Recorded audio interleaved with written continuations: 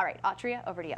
All right, Eileen, this is just an incredible guest that we are so happy to have with us this morning. In 2010, on his second tour of duty in Afghanistan, U.S. Marine Corps Sergeant Rob Jones lost both of his legs after stepping on an IED. Well, ever since, he has made it his mission to raise awareness for our wounded veterans, and he is now taking on his biggest challenge yet, with 31 marathons across 31 days in 31 different cities. But before he starts all the running, he is here with us this morning to talk more about this journey. Thank you so much for coming in. It is such a pleasure to meet you and hear about your story. I want to get started with what happened in Afghanistan.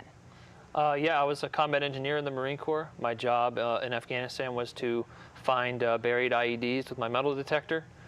And so I would just go out in front of a patrol where they thought an IED might be, and I would try and find it. And on July 22nd, 2010, one found me before I found it.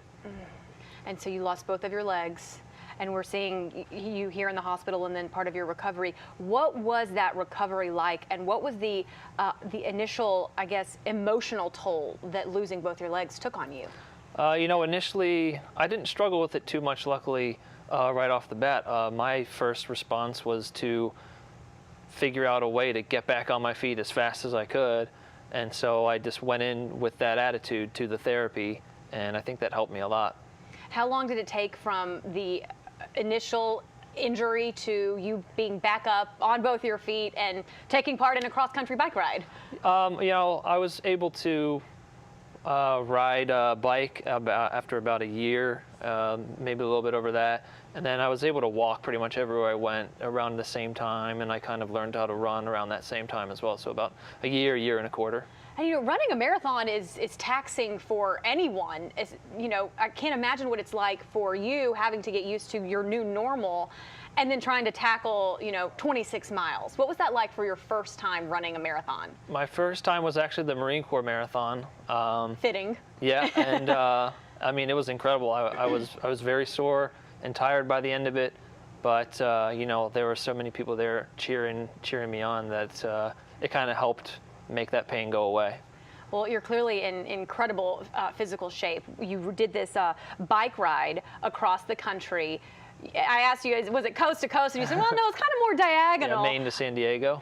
To make it even more lengthy, that was back in 2014 to raise money, and you raised $120,000 doing that? Yeah, I raised $125,000. It was 5,200 miles. It took me 181 days. And now here we are again. That wasn't enough. There's more that can still be done. I want to raise $1 million total in my lifetime. Okay, well, you are clearly well on your way. So you're going to get started with this 31 marathons in 31 days in 31 cities. And we should point out this is actually an international event because you're starting off in London. Yeah, I'm starting in London, and then from London I'll go to Philadelphia, and then I'll kind of go counterclockwise with a stop in Toronto, and then I will finish in Washington, D.C. on Veterans Day, November 11th, on the National Mall. How are you feeling knowing that this is what you're about to tackle? I'm excited about it. A little nervous because I'm not sure how it's going to go. There's a lot of things that need to go right for me to be able to finish it, but I think I can. And I'm just ready to get going at this point. Wow. Well, obviously you have the mental capacity to overcome anything. Yeah. You are raising money for 3 specific charities. What are those? Yeah, they're called the Coalition to Salute America's Heroes, the Semper Fi Fund, and the Tunnel to Towers Foundation.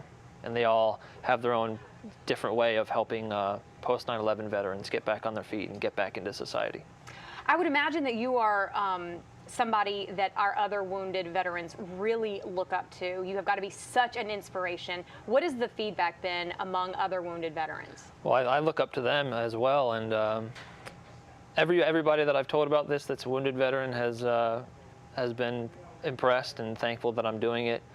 And you know, that's what I'm trying to be. I'm trying to be an example for other people that come back injured, that I want to show them that just because you're wounded in some way, that doesn't mean you're incapable or broken and you can't contribute to society. You still can. So I'm trying to show that to veterans and also civilians. Yeah, I was going to say, injured or not, you're incredible. Okay, where can people donate to your cause? RobJonesJourney.com is my website.